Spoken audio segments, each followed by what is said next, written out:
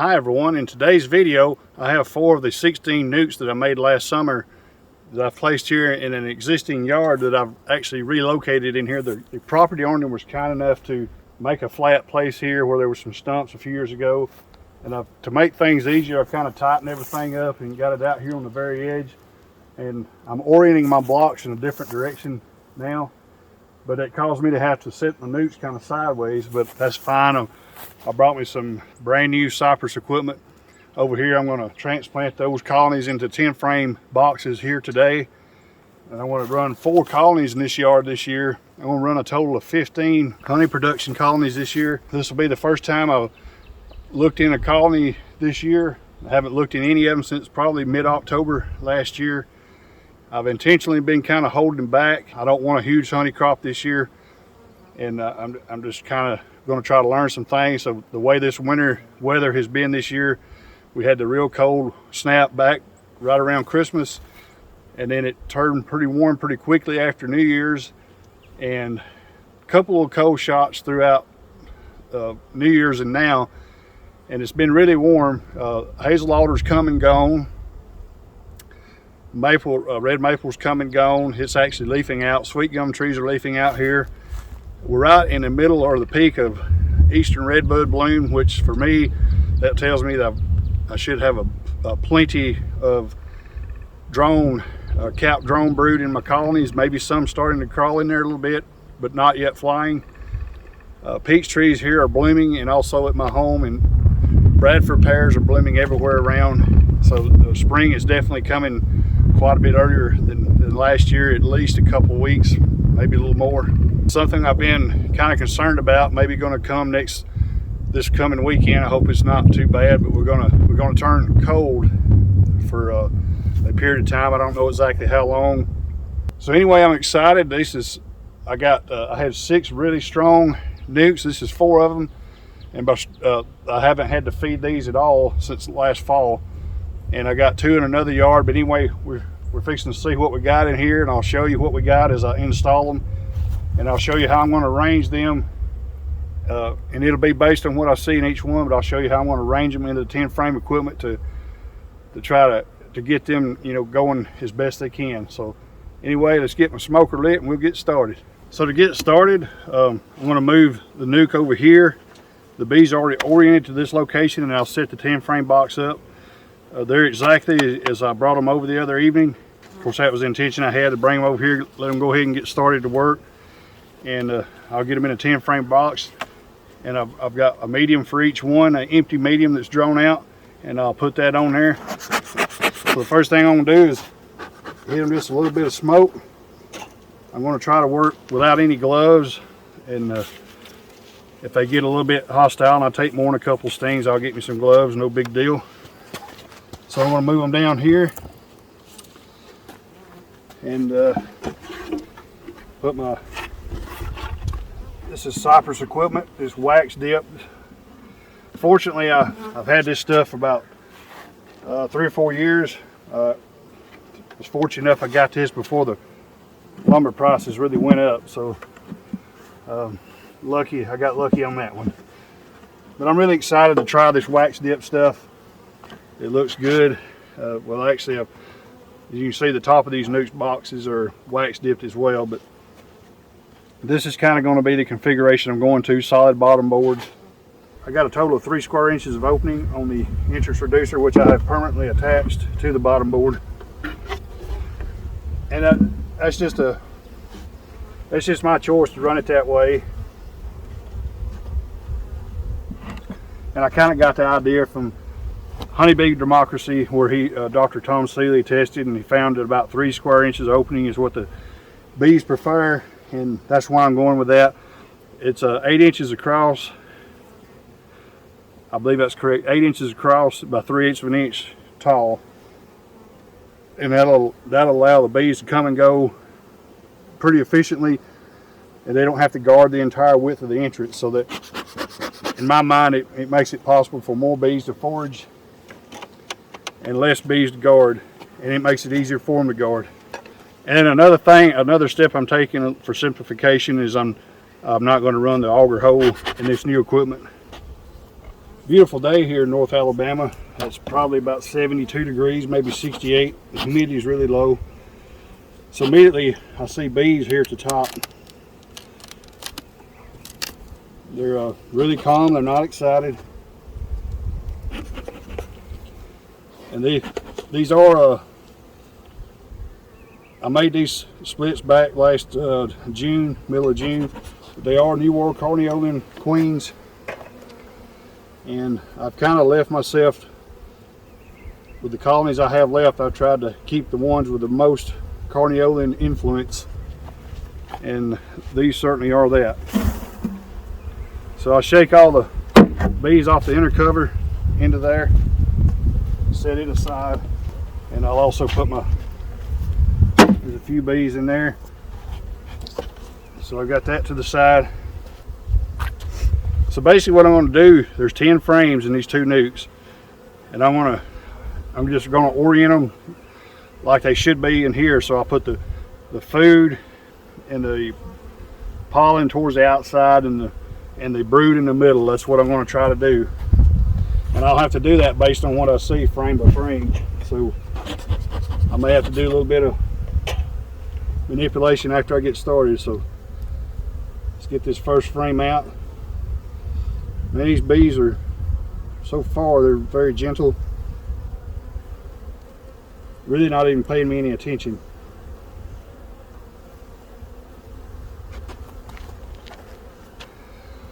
So right here we got a fair amount of pollen. I've not fed any pollen supplement this spring, and that's by choice.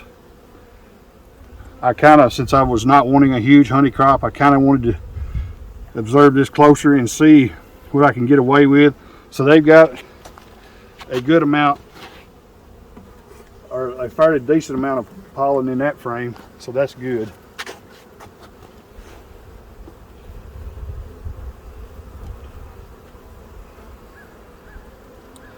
I got it to the outside, and if I find a better honey frame, I'll put it to the outside, move that in. This frame here is pretty light.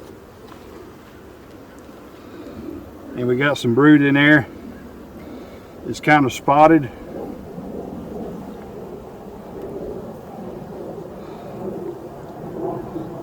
I haven't seen any drones yet. And something I didn't mention earlier, I have not done my spring treatments yet. And I'll be doing that here within a week. And that could be some of the reason that we're seeing this spotty brood. I may have some relatively high mite numbers. So I'm scanning for K-wing. I do see a bee right there with some K-wing. I'm not seeing.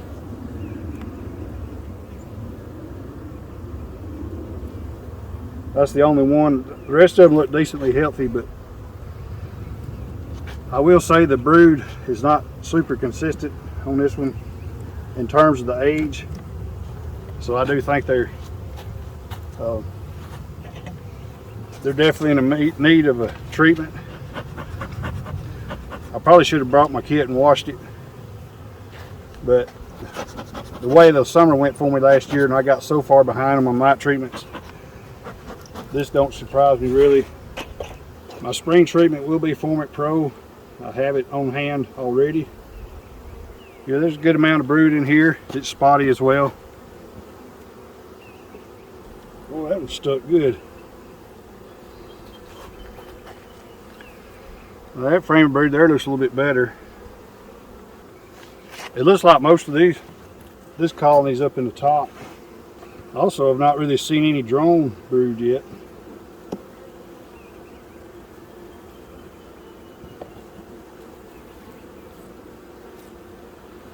So this frame has a lot of eggs on it, on that side, which means the queen could be on this frame. And she's going to be dark. I'll look for her for a moment.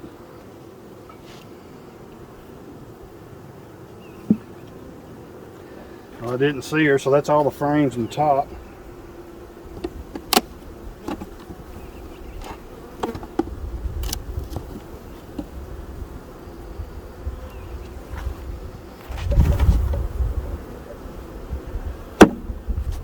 Looks like there's a pretty good amount of bees in the bottom. This is, the bottom part's really light. But I'm gonna need to feed these a little bit of syrup.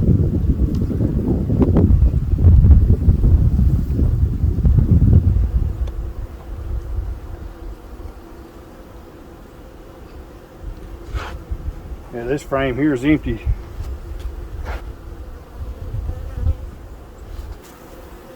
So this frame here is not fully drawn out. So I'm going to put it to the outside and turning the best side in towards the cluster. And later in the season I can move that in if I need to get it drawn out better. This one's kind of in the same shape, so I'll put it to the outside as well.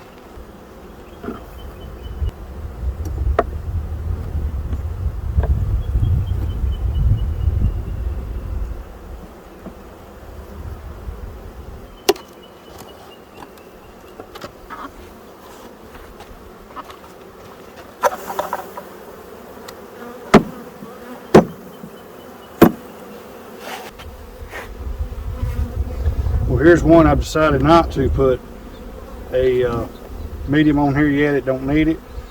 This colony is going to need some feed, some resource help. So all these may do it.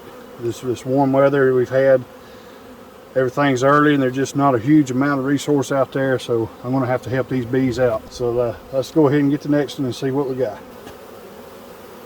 So this next colony is equally gentle. I think it's a little heavier than the first. Each one has some capped honey on the outside, and one side of the foundation is not drawn or drawn very little. I'll put that to the outside.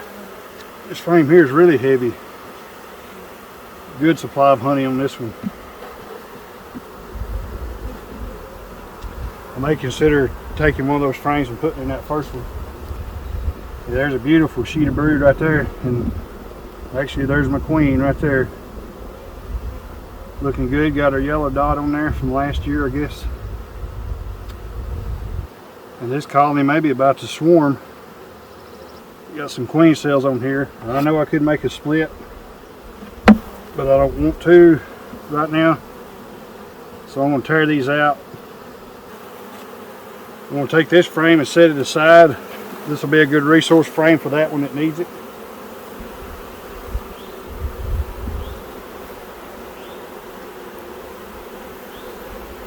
That one's a good mixture of brood and resources. I got the second one complete. I noticed the camera was cut off. I don't know if it caught what I said. The first one I done, I talked about mite load in it could be causing that spotty brood pattern. And after looking at the second one, it's got a little bit more nutrition in there. The brood nest looks quite a bit better. I now want to think it's possible that that one is suffering from nutritional stress. But I'm going to, here we are in early March, so it's time to, if we wasn't early, this is the time I'd really be wanting to get these hives headed forward. So I'm going to bring some pollen supplement and some syrup over here tomorrow and start feeding these up and get them growing. And I've got my nuke down there about 10 foot away to cut down on the drifting, so I'll be walking back and forth. It's the heaviest one so far, so hopefully it's in really good shape. And I might even be able to take a frame of resource and put in that first one out of it. So here's a good frame of resources, a good amount of bee bread, a little bit of drone brood here. Kind of spotty. But overall this is a good looking frame. Got some good weight to it. So this right here, what I'm seeing is not very good. There's a mixture of drones and the worker brood. So this queen, even though she's just a few months old, actually there's a cell there fixing to supersede her, but looks like she's done running out of steam. So that's not good.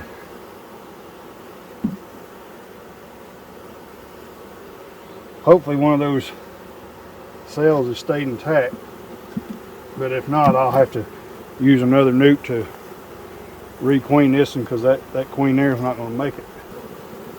Well, I got hope. There's a beautiful queen cell. It's pretty long. Hopefully the larva's in there good. Yeah, a lot of drones in this one too. This is one reason I'm going to take the time to learn to rear queens this year. I can control the amount of queens I'm rearing, and I can get a better a better breeding overall, instead of trying to get out a huge quantity of queens. So in my mind, there's really, and I know things happen, but there's really no excuse for that to happen with basically a 6-7 month old queen.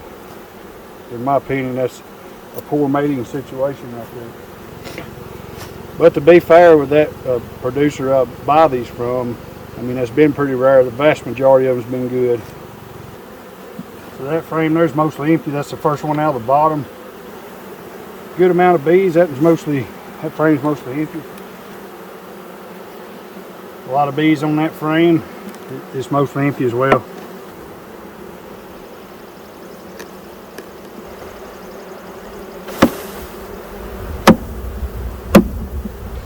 So there's the third one. Good amount of bees. I'm going to turn that brick up, indicating it's queenless because of the situation in there, and I'll come back and check it. There's a resource frame, partially drawn on the outside, some honey, some pollen.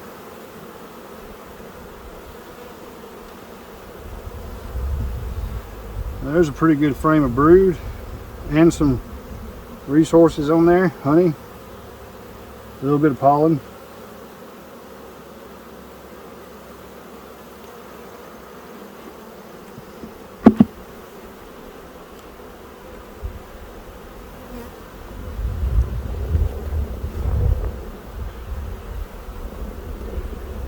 Yeah, it's pretty nice frame. They got a good amount of pollen on that one.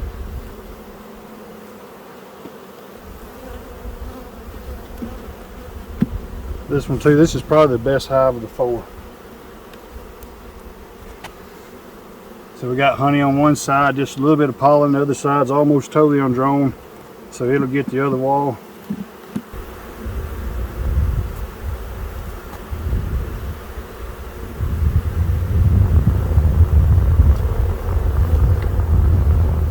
That frame got some honey in it, so I'll put it to the outside.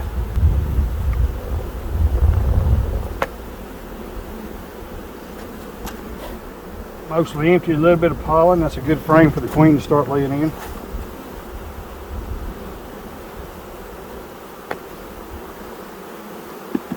That frame's not fully drawn, so I'll put it closer to the fence, or actually closer to the wall.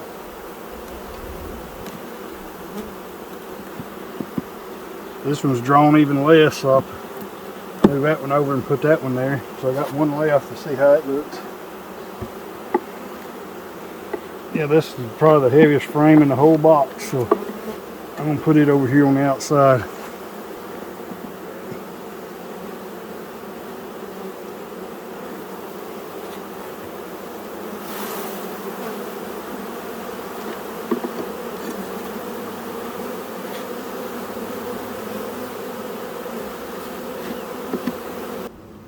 So there we have it. I've got all 4 of them transplanted into 10 deeps now. This is my brand new wax dipped equipment, cypress high bodies and bottom boards. I'm going to continue to use the telescoping tops and inner covers, but I'm going to go to migratory tops as well. I just don't have those ready yet. Hopefully I will later in the season. Still don't have any gloves on. I didn't take a single sting today, so that's good. Overall, these are pretty decent. They need a little help with nutrition, and I'm fixing to start it. Like I said earlier, I've been holding back intentionally, not wanting to build up too fast. Now, if I was gunning for maximum honey production, I would have done been well into feeding and stuff, but I kind of wanted to take this spring a little slow and just kind of see what happens. Now, we got this one here that has got the queen that's failing in it. There's a queen cell in there. The remaining nukes I got at home, there's 10, I think. If this don't work out, because they're all going to go in hive bodies just like this. If it don't work out, I'll just simply swap it out and combine this with something else and use it for splits here in about 6 weeks. But so far so good, and I'm happy with this. I'm happy to get some of this new equipment out, my new bottom boards, and I think I'm going to like the way it looks. Well, I want to thank you for joining me today, and we'll catch you on the next one.